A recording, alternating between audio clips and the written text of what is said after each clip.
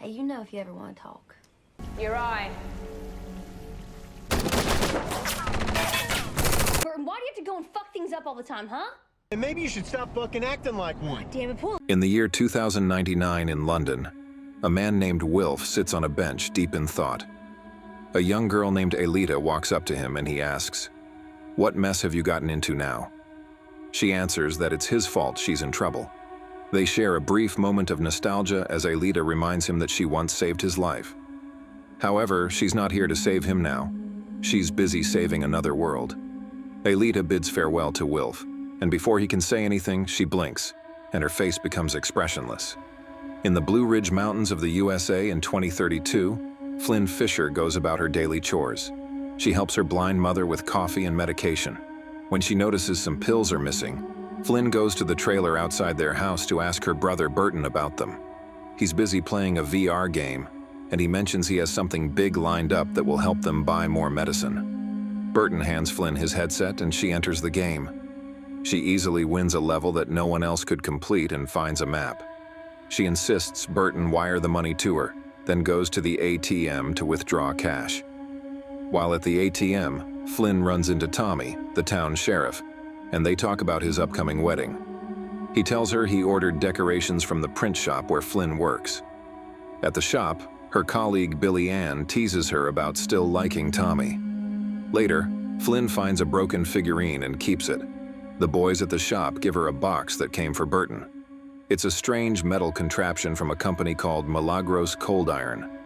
Burton explains that it's for testing a simulation, and they are being paid for it. Flynn reluctantly agrees to try it. When Burton puts the headset on her, Flynn counts down from 10, and when she opens her eyes, she finds herself in a futuristic world in Burton's body, riding a motorbike through an iridescent city.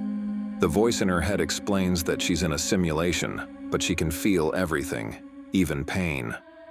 The voice leads her to a cocktail party at Buckingham Palace hosted by the Research Institute RI. Flynn's task is to convince a woman named Marielle to take someone home.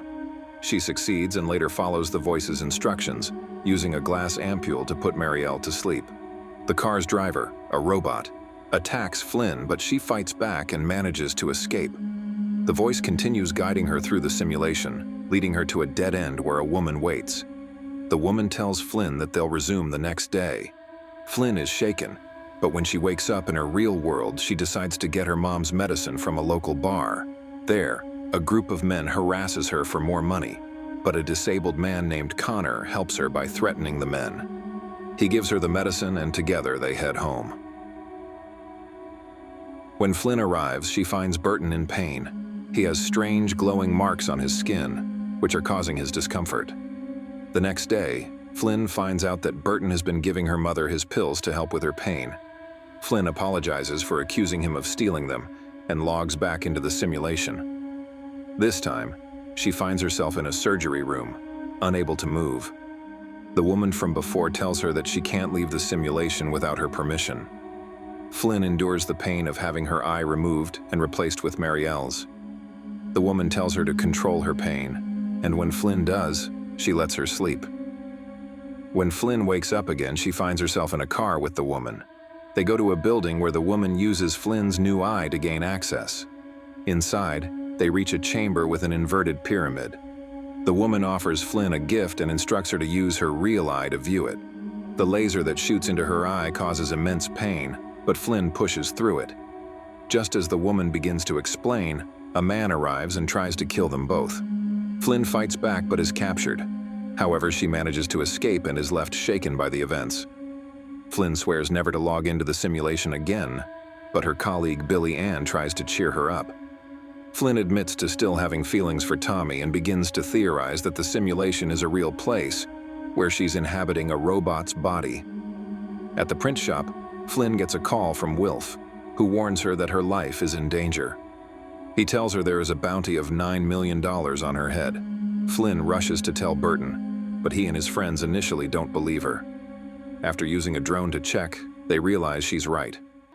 Meanwhile, Charisse Newland talks to Elita's attacker, and they discuss the danger Flynn and her family are in. Back in 2032, Burton tells Flynn to get their mother to safety. Using the link, They gain the ability to see through the drone's visual feed, and they prepare to face the attackers. When one of the men enters their house, Burton takes him down. As the attack intensifies, Connor arrives and helps them fend off the men. In a different reality, Wilf wakes up from a dream where he recalls his past interaction with Alita. He remembers how he approached her on behalf of his employer, asking for information about the research institute. Wilf's employer, Lev Zubov, contacts him and tells him to meet him. Lev reveals that they have built a peripheral for Flynn and that she may be their best chance of finding Alita. Lev's companion, Ash, is skeptical about trusting Wilf with the assignment. Flynn logs back into the simulation and wakes up in a futuristic body in the year 2099. Wilf takes her to Trafalgar Square and shows her a newspaper with her mother's obituary. He explains that they've already sent the medicine to the pharmacy, allowing Flynn to save her mother. In exchange, she'll help Wilf find Alita. Back in 2032, Flynn gets the medicine from the pharmacy. Her mother reveals that she knew about her illness and didn't want to burden Flynn with the truth. She agrees to take the experimental drug.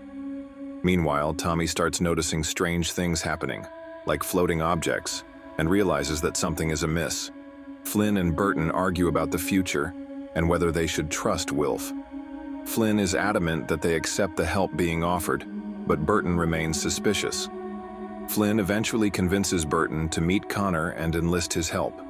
Despite Connor's past issues with drinking, Flynn is hopeful that his experience can help them. Meanwhile, Corbell Pickett, a man from the future, gets an offer from Alita's attacker to take care of Flynn and Burton for $10 million. But Corbell doesn't take the offer seriously and leaves the simulation. Flynn searches the internet for more information, but finds nothing. Late one night, Flynn wakes up to noises downstairs. When she goes to check, she finds that her mother's eyesight is returning and she can see again.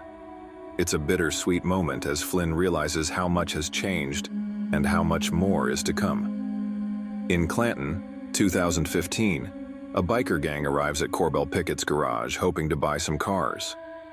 Once inside, the gang members begin to test drive the cars, but Corbell locks them in, leaving them to bake in the scorching heat. Nearby, a few giant wooden crosses and a bucket of nails stand ominously. Young Jasper, Corbell's son, watches the whole scene unfold.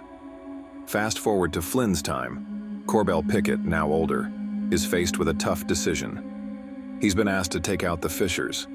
His wife suggests using Jasper to get closer to the Fishers and learn more about them.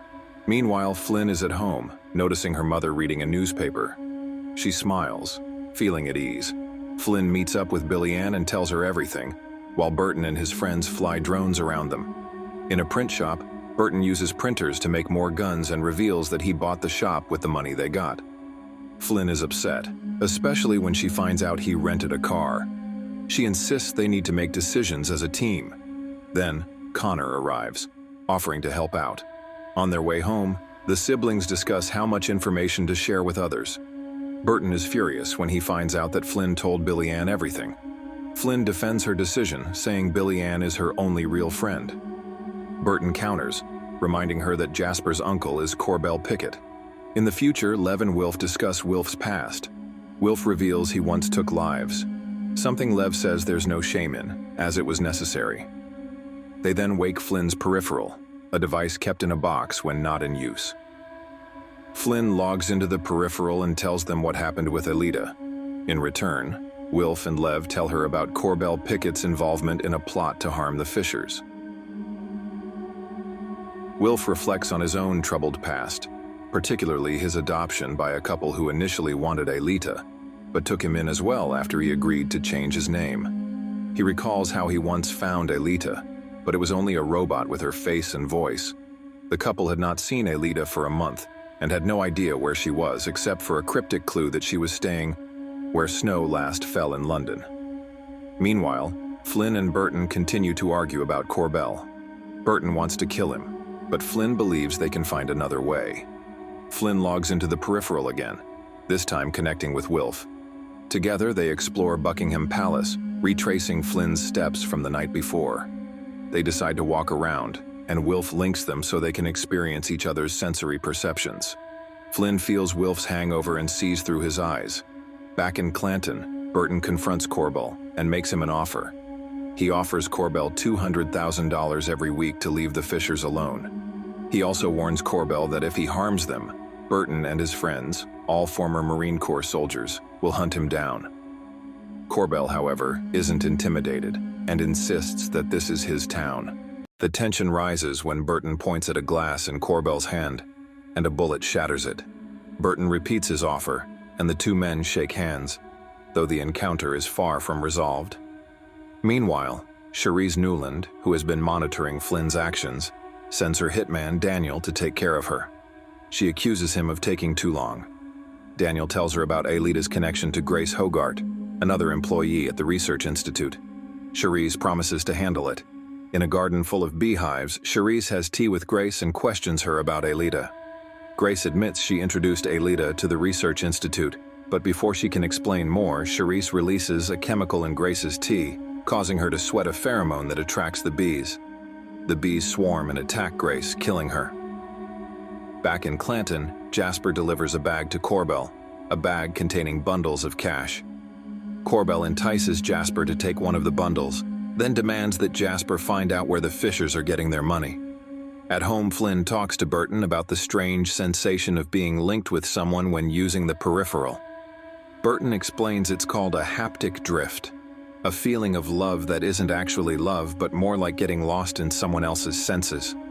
Flynn logs in again, this time following a clue Aelita left behind. Wilf helps her connect the dots, and they discover that the snow Aelita mentioned refers to one of her inspirational heroes. Flynn and Wilf find a clue at Aelita's apartment, which looks like it has been ransacked. Among the broken items is a grandfather clock that looks exactly like the broken one in Flynn's house. They wind the clock to the time it's stuck on, and a secret door opens, revealing a hidden surgery room where Flynn had her eye replaced. They also find 2 broken peripherals and a white model of Flynn's house.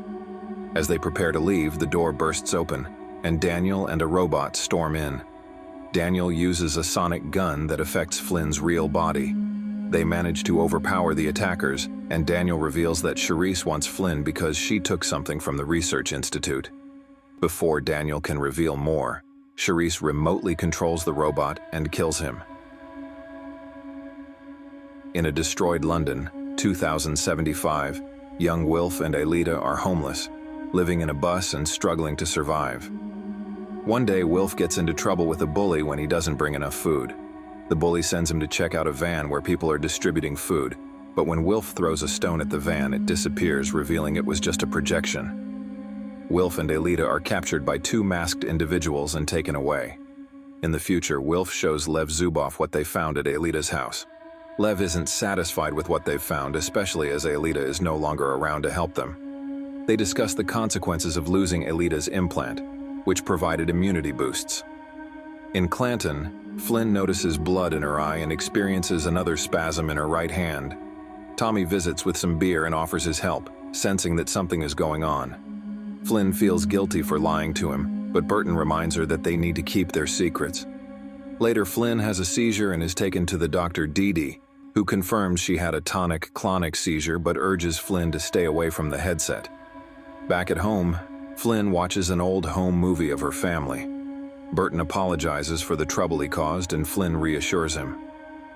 The next day, Burton tells his friends that he wants to log into the peripheral and put things right. Connor, eager to control the body, seems interested in the idea. At Lev's mansion, Wilf is confronted by a woman who accuses him of always slipping away from her.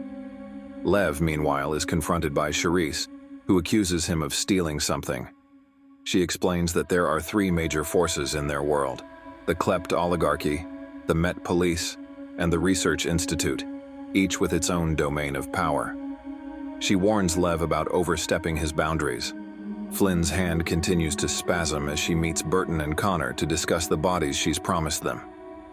Ash, who is part of the team, calls Wilf and Flynn together to discuss mysterious objects in a graveyard. These objects represent different phases of what they call the jackpot, the catastrophic events that occurred in their world. The first object shows a global electrical blackout, followed by a deadly pandemic, environmental disasters, and finally, a nuclear attack. As Flynn watches the vision of the end, she screams for it to stop. When she wakes up in her own time, Burton and Connor ask her about the bodies. Flynn says she's still working on it, but the weight of their world's future is becoming ever clearer. A year before Aelita's disappearance, she unexpectedly crosses paths with Grace Hogarth at the Research Institute. Grace is taken aback, as she had previously attempted to reach out to Aelita, only to receive a hurtful letter in response. Grace shares that she is now married with 2 children. Aelita reveals that she broke her heart, prompting a mix of emotions. The 2 women decide to grab a drink and talk about their past, digging into what went wrong in their relationship. When Grace offers an apology, Aelita declines, instead expressing a curiosity about Grace's work at the Institute. Grace takes Aelita down to a special room, one that has a striking feature, an inverted pyramid, which Grace refers to as the God font. Inside, she explains the highly secure nature of the room and the research they are conducting. Grace reveals that they have access to stubs, virtual worlds created for experiments, and that they have carried out over 8,000 studies across various fields. One study in particular stands out: the Behavioral Modification Department's research. This experiment involved setting up a fake company in the stub, which made a deal with the military to provide haptic implants for soldiers. These implants were designed to influence emotions, specifically targeting the brain's compassion center. Grace shows Aelita a visual of the experiment in action. The simulation depicts a group of soldiers on a battlefield, faced with a moral dilemma. A wounded dog, used as a bait, appears in the scene, and the soldiers are told that the enemy will use the dog to draw them out. One soldier, influenced by the implant, makes an unexpected choice. Instead of shooting the dog, he rushes towards it only to be blown up by a hidden bomb. Aelita is horrified and protests, realizing that these are real people being manipulated. Grace, however, is unimpressed and scolds Aelita for being too good-hearted. As the 2 women make their way out of the facility, they are confronted by Marielle, a colleague who questions Aelita's presence. Grace quickly covers for her, explaining that Aelita is simply her guest, and that they had come down to retrieve a forgotten jacket. Aelita, however, makes a sly comment, complimenting Marielle's eyes, which seems to catch her off guard. Meanwhile, in 2032, in the small town of Key West, an old man named Robert O'Connell receives a mysterious parcel. Inside, he finds a phone and a sonic gun, which he tests out, shocked by its destructive power. His phone rings, and the caller is Daniel, a man associated with the mysterious future events. Daniel offers Robert a large sum of money, $10 million, to kill the Fishers, a family tied to the research at the Institute. Robert initially refuses but is threatened when Daniel reveals that his daughter's life is at risk. In a nearby bowling alley, Robert runs into Frank, a man who had previously leaked information about him to Daniel. After a tense conversation, Robert shoots Frank and his 3 sons, deciding to take matters into his own hands. As he drives away, Frank's son attempts to kill him, but Robert uses the sonic gun to defend himself, running the young man over. Back in the small town, Billy Ann, one of the locals, discovers a bundle of cash in her husband Jasper's coat and accuses him of taking money from Burton, her brother-in-law. Jasper insists that the money came from Corbell, a man connected to the mysterious dealings with the Fishers. Billy Ann is suspicious and presses him for answers, but Jasper claims it's just a token of gratitude. Dee Dee, the local doctor, examines Flynn and discovers an infection affecting her occipital lobe, the part of the brain responsible for vision. Dee Dee takes a spinal fluid sample to study it further. Meanwhile, Robert contacts his daughter and informs her that they need to sever their ties, hinting that his life is in danger. His daughter, tearfully, reveals that she is pregnant. Later, Billy Ann crosses a bridge and sees Robert standing by his car, seemingly in trouble. Despite his refusals for help, Billy Ann insists on assisting with the car. Just as she approaches, Burton and Flynn's car drives up the bridge. Robert, armed with the sonic gun, moves toward them. Flynn sees him and warns Burton just in time. A struggle ensues, and with Billy Ann's help, Robert is subdued. Burton calls Tommy, who arrives to arrest Robert. Tommy and Flynn have a tense conversation about what happened. Tommy expresses his desire to protect Flynn, but Flynn is reluctant to share too much. The conversation takes a personal turn, as Tommy recalls an early memory of Flynn, when she had taken earthworms from the school science lab and released them into the woods, unable to bear seeing them dissected. Tommy sees the same compassion in her now and wants to protect her from harm. Back at home, Flynn and Burton discuss the troubling events, but Burton refuses to speak openly in front of Billy Ann. However, Billy Ann is not fooled and assures them that she knows everything. She believes in Jasper and knows that he would never harm them. At home, their mother finds out about the bodies buried in the backyard, and the siblings explain everything. Their mother warns them about relying too much on outsiders and questions what will happen when these people from the future stop sending medicine, or when Burton can no longer give Corbell money. Later, Flynn decides to log back into the Peripheral, a virtual reality system that connects her to a different time. Once logged in, she confronts Wilf, a man she met during her travels through the virtual world. She accuses him of misleading her, wondering if the emotions they shared were a manipulation. Wilf reassures her that he had no such intentions and that she could trust him. Still uncertain, Flynn confronts Charisse, a woman connected to the conspiracy, and demands to know why she keeps trying to kill her. Charisse reveals that Flynn stole something from the future, a valuable piece of data. Flynn, however, insists that she doesn't have it. The two women fight, and Flynn ends up snapping Charisse's Peripheral's neck. She walks away, victorious but shaken. Meanwhile, in the Texas outback, Burton and his team are on duty when they encounter a dog trapped in a wire fence, howling for help. There is a debate about whether they should help it or not, as the intel suggests the enemy might be using injured animals to lure them into a trap. Against Burton's wishes, Connor runs out to help the dog, only to discover that it is armed with a bomb. The dog explodes, and Connor is left traumatized by the experience. Back in the present, a woman named Beatrice walks with a dog through the countryside, but the peaceful scene quickly turns eerie when she encounters another woman.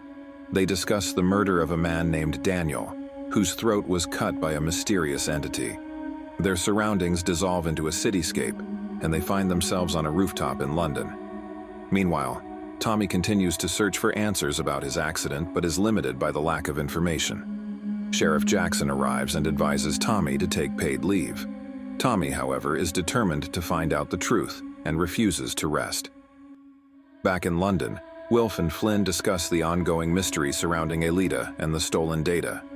Flynn wonders if Alita was involved with a group known as the Neoprims, who are behind the mysterious events. Flynn and Wilf visit a butcher shop where they meet a man who could help them fabricate new peripherals. Flynn asks the man about Alita, and the conversation quickly turns tense when Flynn suggests that Alita may have been a Neoprim. The man becomes defensive, but Flynn and Wilf press him for answers. They leave the shop with more questions than answers, but Flynn is more determined than ever to uncover the truth. In Clanton, Connor's car breaks down, and he struggles to fix it. He receives a visit from Macon, who offers to help. Connor is not pleased with the help but reluctantly accepts.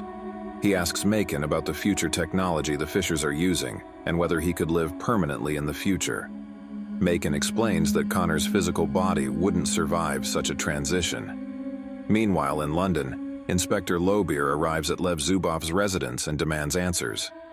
She questions Lev and Wilf about their involvement in a murder case. Tensions rise as Lev and Wilf try to navigate the interrogation. Back in Clanton, Burton is concerned about the future and how their actions are affecting the present. The mystery deepens, and the Fishers find themselves at the center of a dangerous game that spans both time and space. In Clanton, Ella Fisher is going about her daily chores when she suddenly experiences a wave of dizziness and loses her eyesight. She asks if anyone is around, and soon finds Reese, a friend of her son Burton. Ella tells him she needs to go to the doctor as her eyesight seems to have faded again. Reese agrees to take her, but as they leave, Bob, who is watching from a distance, decides to follow them. Meanwhile, in London, Inspector Lobeer tells Zubov she wants to stretch her legs and suggests holding an interview with 3 people in the Peripherals outdoors. Flynn, who is part of the investigation, wants Wilf to join them, and Lobeer agrees. Tommy, a member of their team, goes to the police station to review evidence from a past accident. He asks about a weapon that the elderly man was carrying, but the only thing found was his wrecked car. Lobeer takes Connor and Burton to a training facility called the Zoo. where they must take part in an exercise. She explains they need to advance from floor to floor, overcoming obstacles, until they reach the rooftop, where a surprise awaits them. Armed guards are deployed on each floor, and the two boys fight their way through them. When they reach the top, Beatrice, Lobeer's subordinate, reveals the twist. Only one of them can stand victorious. Burton and Connor face off, but Lobeer observes Flynn's reactions to the exercise, hoping to learn more about her. As Flynn continues the test with Lobeer, they discuss her fears, strengths, and weaknesses. Flynn answers quickly and honestly. Her greatest fear is the past, and her greatest strength and weakness is her inability to give up. Lobeer then offers Flynn a chance to ask questions, and she learns more about the mysteries surrounding the jackpot and how it might impact their worlds. Lobeer avoids answering her questions directly, leaving Flynn with more questions than answers. Back in Clanton, Tommy is investigating Corbell Pickett's home. He discovers bloody footprints leading to Mary Pickett's body, and he confronts Sheriff Jackson. Jackson, desperate to cover his tracks, asks Tommy to arrest Burton, making up a story about Burton's involvement in a drug deal gone wrong. Tommy sees through the lies and refuses. Jackson threatens Tommy, saying he will lose his job and be arrested if he doesn't comply. Beatrice reports back to Lobeer about the results of the exercise, explaining that although Burton is predictable, she would turn to Connor for help. This information is crucial for Lobeer's understanding of the two boys. As the situation heats up, Cherise Newland arrives to meet with Lobeer.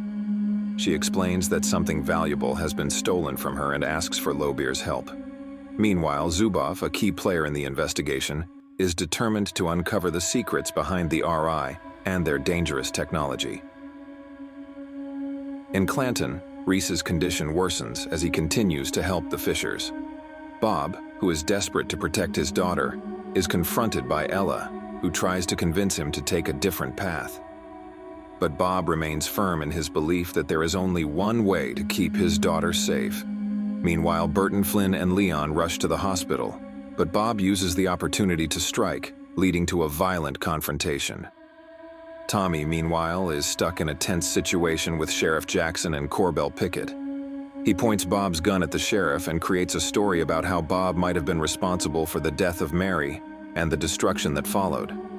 After shooting Jackson and taking down Pickett, Tommy finally faces the consequences of his actions. In a flashback to 2028, Flynn is by Connor's side in the hospital. Connor wishes he could reboot like Flynn does in her simulations and change the past. However, Flynn remains focused on the future, determined to do everything she can to stop the threat they're facing. Tommy looks at the guns in his car, still unsure of his next move, but the arrival of the police and ambulance forces him to make a choice. As the situation becomes more dire, Lobeer proposes an alliance with Flynn, Burton, and Connor. She offers her resources in exchange for their help in navigating the impending jackpot. Flynn, devastated by the news that her mother has only 23 days left to live, refuses to let go of hope. Ella, in a final conversation with her daughter, tells her to live her life fully, no matter what happens. Ash, another key player in the conflict, reveals to Cherise Newland that the RIIS dangerous data is now stored in Flynn's mind. Ash strikes a deal with Newland, but in return, they plan to accelerate the jackpot in order to destroy Flynn's world. This new threat only adds to Flynn's resolve to protect her loved ones and stop the destruction that looms over them all. Flynn is forced to make a difficult decision. In an attempt to preserve the future, she decides to confront the RI and destroy the portal that holds the key to their dangerous technology.